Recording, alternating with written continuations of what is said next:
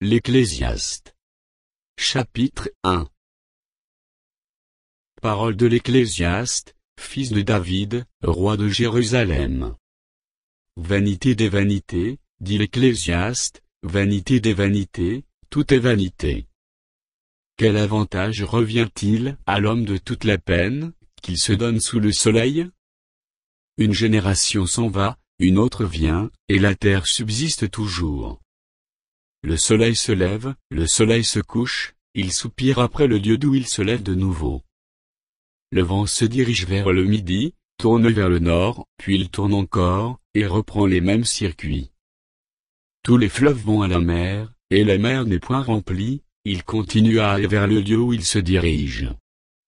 Toutes choses sont en travail au-delà de ce qu'on peut dire, l'œil ne se rassasie pas de voir, et l'oreille ne se lasse pas d'entendre.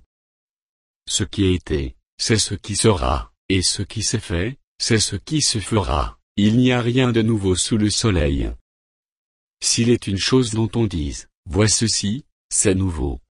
Cette chose existe déjà dans les siècles, qui nous ont précédés. On ne se souvient pas de ce qui est ancien, et ce qui arrivera dans la suite, ne laissera pas de souvenir chez ceux qui vivront plus tard. Moi, l'Ecclésiaste, j'ai été roi d'Israël à Jérusalem. J'ai appliqué mon cœur à rechercher et à sonder par la sagesse tout ce qui se fait sous les cieux, c'est là une occupation pénible, à laquelle Dieu soumet les fils de l'homme.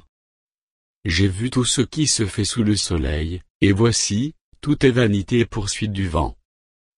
Ce qui est courbé ne peut se redresser, et ce qui manque ne peut être compté.